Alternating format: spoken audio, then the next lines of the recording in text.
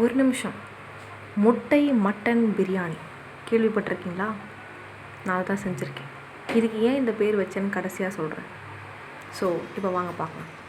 முதல்ல ஒரு stove on பண்ணிக்கோங்க. ஒரு குக்கரை எடுத்து வச்சுருக்கேன். அந்த குக்கர் வச்சக்கப்புறம் ஒரு பவுலில் ஒரு முட்டை, இல்லை 2 முட்டையை டங்குன்னு உடச்சி போட்டுருங்க.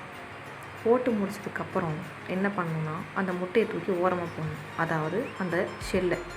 அதுக்கப்புறம் மட்டனை நல்லா வாஷ் பண்ணிவிட்டு அந்த முட்டைக்கு தலை மேலே போட்டுருங்க. அதை போட்டு முடிச்சதுக்கப்புறம் உங்கள் கைக்கு உங்கள் வீட்டில் என்னெல்லாம் மசாலா கிடைக்குதோ அது எல்லாத்தையுமே கொஞ்சம் அது தலை மேலே டகடகடன்னு போட்டு விட்டுருங்க. ஓகே. அதுக்கப்புறம் தயிர் தேவைக்கு அதிகமாக தான் போடணும், ஏன்னா அப்போ தான் டேஸ்ட் சூப்பராக இருக்கும். அப்புறம் எங்கள் வீட்டில் காய்ச்ச லெமன், அந்த லெமனை அப்படின்னு புழிஞ்சு விடணும். அதுக்கப்புறம் மிளகாத்தூள், அது நான் ஃபஸ்ட்டு போட மறந்துட்டேன், அதனால் இப்போ போட்டிருக்கேன். அதுக்கப்புறம் குட்டியாக கட் பண்ணி வச்சுருக்க கொத்தமல்லி தூக்கி அவன் தலை மேலே போட்டு நல்லா கலக்குன்னு கலக்கணும். அப்போ தான் அந்த மட்டன் சொல்லிச்சு என்னை இப்படியே விட்டுறேன் கொஞ்சம் நேரம் அப்படின்ட்டு. ஸோ அதோடைய ஆசையை நான் நிறைவேற்றதுனால அதை க்ளோஸ் பண்ணி ஓரமாக வச்சுட்டேன்.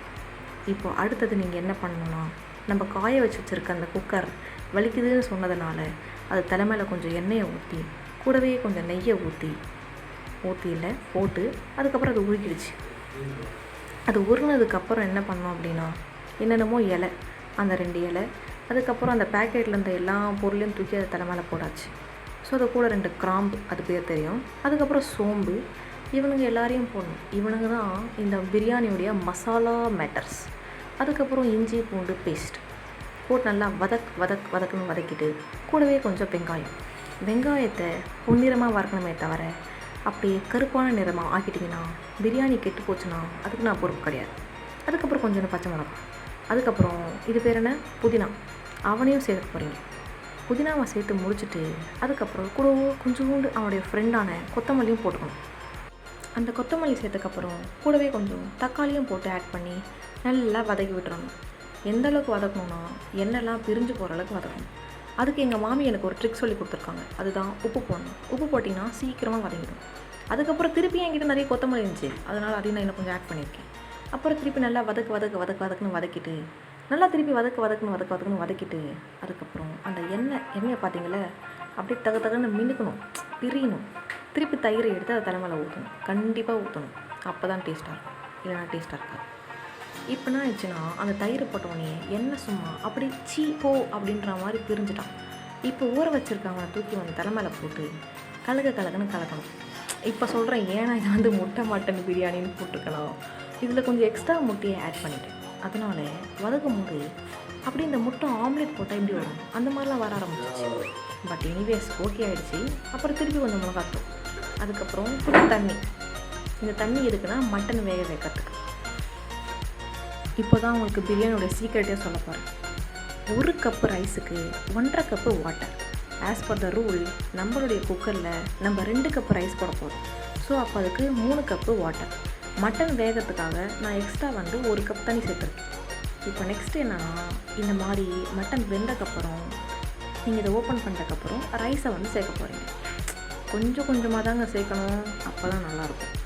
சேர்த்து முடிச்சதுக்கப்புறம் என்ன பண்ணணும் அப்படின்னா, போட்டு கலக்குன்னு கலக்கி அதை அப்படியே கஞ்சாக்கிடக்கூடாது, அதாவது கூழாக்கிடக்கூடாது. ஓகேவா? அதுக்கப்புறம் இப்போ நம்ம சொன்ன மாதிரி தண்ணியை சேர்த்துட்டு திருப்பியும் கொஞ்சம் கொத்தமல்லி எடுத்து போடணும், அப்போ தான் டேஸ்ட் நல்லாயிருக்கும். அதுக்கப்புறம் திருப்பி குக்கரோடைய விசிலை போட்டு சுத்த விடணும், அப்போ தான் டேஸ்ட் நல்லாயிருக்கும். கரெக்டாக 2 விசில், அதுக்கு மேலே போட்டிங்கன்னா பிரியாணியாக இருக்காது, அது கண்டிப்பாக செத்து போயிடும். ஸோ அதனால் 2 விசிலை மட்டும் போட்டுட்டு சூப்பராக எடுத்து பார்த்தீங்கன்னா, முக்கியமாக அந்த டம் போட்டுக்கணும். அந்த ப்ரெஷர் 2 விசில் வந்தவுடனே நான் ஓப்பன் பண்ணி பார்ப்பேன்னா கண்டிப்பாக அங்கே பிரியாணி இருக்காது ப்ரோ, மன்னிச்சிருங்க.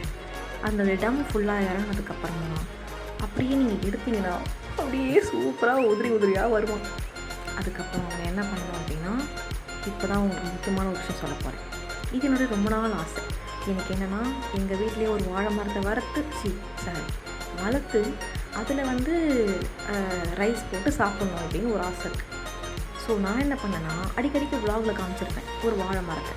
அந்த வாழை மரத்தில் இருக்கக்கூடிய இலையை அழகாக கொண்டு வந்து கட் பண்ணி அப்படியே வாஷ் பண்ணி அதில் அப்படியே ரைஸ் போட்டு அதுவும் சுட போட்டு அப்படியே அந்த ரைட்டாக வச்சு ரைட்டா வச்சு அப்படியே ஒரு பீஸை ஐயோ பாருங்கள் என்னமோ அழகாக வருது அப்படியே எடுத்து